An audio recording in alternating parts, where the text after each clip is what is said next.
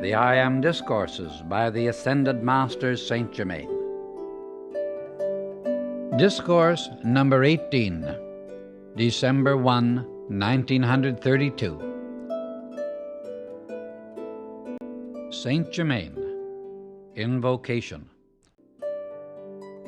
Thou mighty illumining presence which I am, in gratitude and praise we enter into the fullness of thy presence today, and forever receive thy limitless blessings, thy strength and courage, thy joyous enthusiasm, all of which is self-sustained. We know there is but one presence. I am that presence of all activity, all wisdom and power, and in the freedom of that mighty presence we stand serene, unmoved among all outer things which seem to point to the contrary. I stand serene in thy great forever. I claim thy great dominion in my place. I stand in the radiance of God eternal, ever looking thee full in the face. I bring you greetings from the great host, and also their blessings for the happy enthusiasm which has been entered into. We shall endeavor to sustain you in that joyous enthusiasm as the hub of this radiation, because all the students will feel and act it. Far more has been accomplished this week than was anticipated, and we enter with you into the great rejoicing. The loving blessing of each student unto the other is most commendable, and this simple thing will open the door oh so wide to receive the fullness intended for them. The Discourse.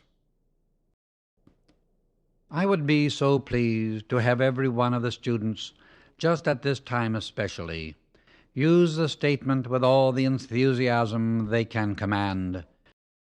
I know I am the use of God's limitless opulence. Here, I wish to explain that when there is a group of students in accord, working from the same principle, and they use this statement, they not only bring into their own world and use this great opulence, but they bless their associate students with the same thing, because I am the presence in each one. This is the mighty power of cooperative action which every one should use. The students who maintain a loving blessing to each other are really held in the embrace of the great I Am presence, and when they acknowledge its action, they are commanding the same blessing and action for the other students that they are for themselves. This is the correct attitude to be sustained, and if maintained sincerely in the heart of each one, no one within this embrace will want for any good thing. But the student who allows any feeling to remain of unkindness to the others will shut himself away from this great radiance and blessing. Now, let us enter into the keynote of what you touched this morning, the simple understanding of God's will and free will. God's will is the opulence of goodwill, the birthright of every one of God's children. When you are reaching to the light in the use of the mighty I Am presence with sincerity, it is not possible for you to do otherwise than call for God's will to be done. As children of God the Father, who has given his children free will that they may choose, they must understand that it is for them alone to decree what shall act in their lives and world. Having free will, the student must understand that God can only act in his life and world according to his conscious direction. God is the principle of all life, and each child of God is an individualized, conscious, active part of that one great principle of life and love and power. God has given into the keeping of every one of his children this marvelous consciousness, which is omnipresent, eternally elastic, as it were, which can be drawn into a focal point to write with a pen of light, or expand to encompass the earth. Consciousness is always subject to direction through the use of the free will. The most unfortunate understanding established by the orthodox idea that God acts of his own free will in the life of the individual or a nation is positively not true. God can only act through the mind of his own individualization, which is clothed with the personalities that you see about you.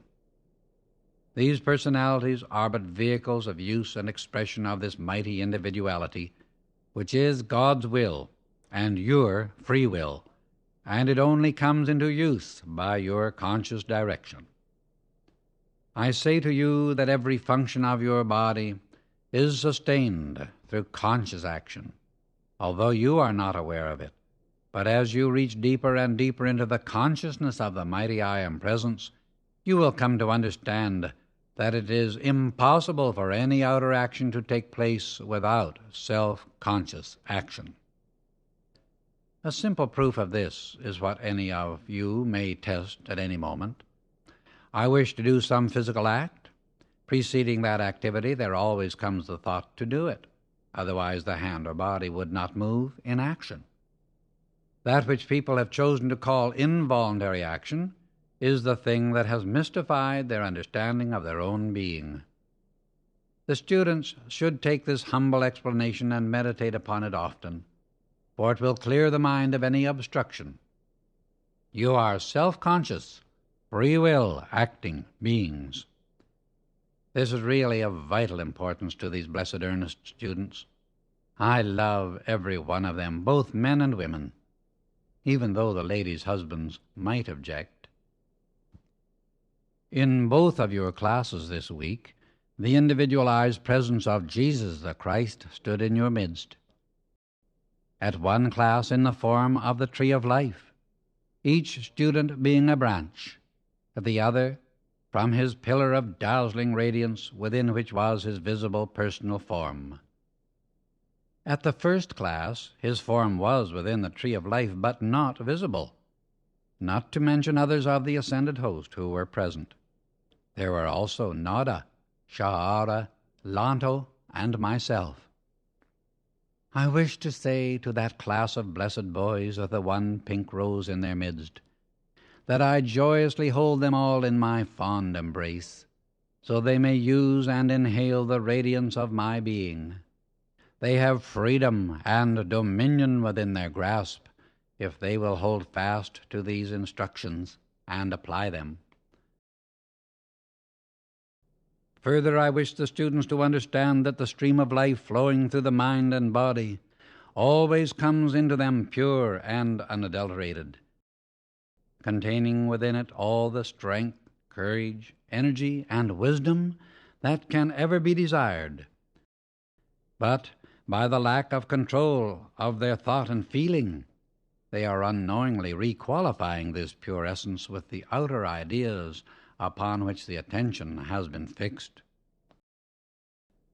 To form the habit every moment the mind is not otherwise occupied of being self-conscious that I am the only intelligence acting, will keep that mighty, wonderful stream of life from being discolored, and I shall say disqualified, by the wrong conceptions of the outer activity of the mind.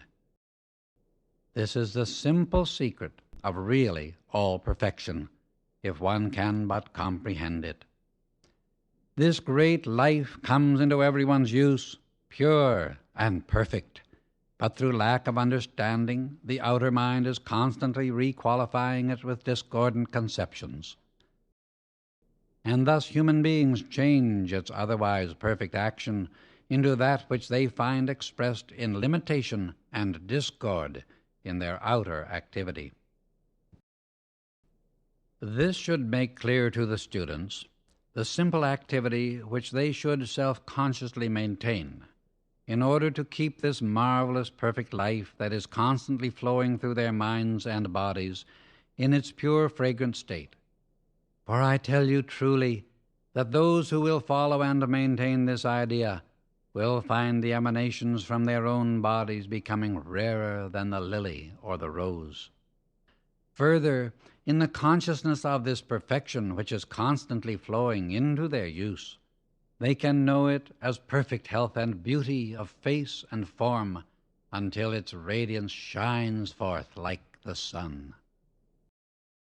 O beloved students, when it is so simple, requiring so little consciously sustained effort, is it not worth all it requires on your part to enter into the fullness of this life stream and receive its fullness and blessing? In the Oriental activity there was a secret society, in fact it began in China, maintained gloriously in the light, until the one then in charge, at the head of the order, thought in one of the war ravages that his daughter, whom he loved so deeply, was killed by an Englishman, which, however, was not the case. But it brought about the breaking up of the order, and the pictures of Fu Manchu, of which I think there have been 4 produced, are the picturing of this to the outer world, showing how the light may be distorted by something starting the feeling of revenge. This one known as Fu Manchu was at the beginning of that activity a wondrous, beautiful soul, and it shows how sometimes the ravages of war and the lack of control of the thought and feeling in the individual bring about such distortion in the life stream. In connection with the South American activity, which the present work has drawn joyously to their attention, until this focus of radiation began, it was doubted by most except Nada and myself the possibility of establishing such a focus in this busy Western world. But they did not know what I did, the fact of our long association not having been revealed to them. So I said on my own responsibility, I shall try it out. Now I have the full cooperation of all who might have questioned. The master from Venus and Lanto also stood with us. I said to them, the time has come when there are those outside of the retreats who can be made true messengers of the light. Thanks to you, I have been proved right. Now, of course, I ask you all to stand with me in the sustaining of this. It proves that it is possible to establish this mighty active presence in the midst of a hailstorm. I have always maintained this, and most of the time I have stood alone. But the ability of the students to grasp the use of the I Am Presence is making tremendous things possible. And I say sincerely for your encouragement that with this marvelous condition maintained which has come to this point, it is not impossible to have various ones of these ascended beings sit in your midst, as visible as your own physical bodies, and speak to you. This is not just a matter of the desire of the students for it, but rather the preparation of the students for it. Until recently, of course, this good brother, Mr. Ballard, has not known it, but for 30 years he has been being prepared for it. Half of that time, Mrs. Ballard's preparation was going on in the invisible, and it has been a remarkably beautiful thing to all who have observed it. Question. The other night, while in deep meditation, I heard the words, into the city of Delhi. Answer, which really means into the city of light. Question. On Monday, November 29, 1932, I heard in the morning before the Discourse and again today before the Discourse the words of Jesus, Ye have been with me in my sorrows, ye shall now behold me in my glory, and see the reward which my Father doth give me. Answer, and so shall it be in your outer experience. The very words which Jesus used from time to time, all may use and will use sometime, somewhere with fulfillment. For the words he used at all times were life, and contained within them that ascended life, or perfect life. Question: how is the political situation? Answer: there will not be nearly so much accomplished by the element that sought entrance as they anticipated. The old saying that if you give a calf rope enough it will hang itself is true with certain forces. Sometimes when they think they have won an easy victory, they have sounded their own death knell. The accomplishment of the past few days drew the attention of many of the Golden City, who, as we projected the vision and sound rays today, came to look and behold the accomplishment. I say this for the encouragement of the students while we are giving forth the work today. Those in the Golden City are sending forth to the students their glorious radiation. It has been a great joy to me to prove that in the land of America, for which I have worked so long, that there were those who could receive that which you are receiving and giving forth at this time. There are those masters from Venus who have seen this with me for some time. The Kumara's field of action was in other ways, but they are now observant of this accomplishment. There is no radiation goes forth anywhere in the universe except through conscious projection. The radiation projected from the stars, so-called, to our earth, do not and cannot come into contact with the earth without the conscious direction of the cosmic being who is the conscious directing presence of that star or planet. This conscious direction is what makes the radiation from one planet to another reach its destination. But the radiation thus directed does not carry any adverse aspect to any individual there. The universal cosmic laws of the earth, which impel growth through the law of experience, hold within themselves that which you know as resistance. If there were not that which the individual knows as resistance, he would not make conscious effort, and this would make it impossible for advancement in understanding or the return to the Father's house from which the children of earth have strayed. Resistance has nothing whatever to do with discord. Resistance is a natural law. Discord is a human creation. There is no discord in the universe except that which the personality creates.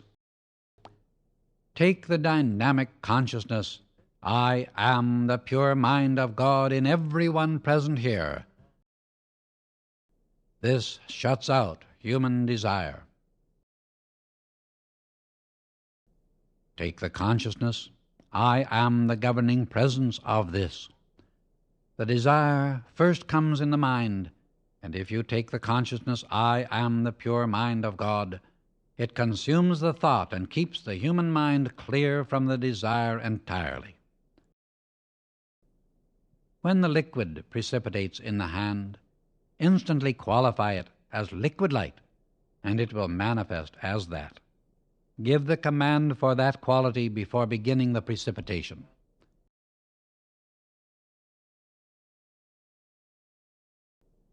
One student should not expect to see the same activity as another.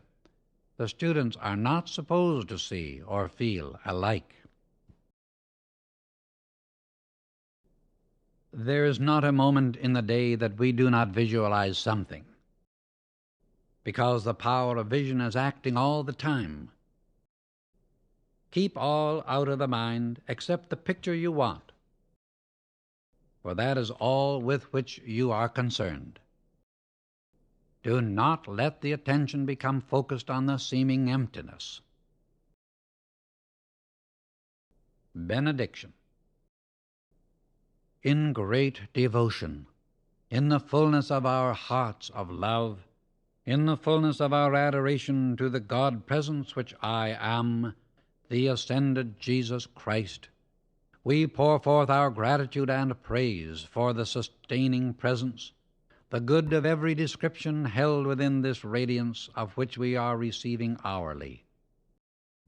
Thou mighty presence, as we find ourselves held within thy mighty embrace, we become imbued with thy radiant intelligence, thy marvelous strength, thy invincible courage, to hold constantly within thy mighty light.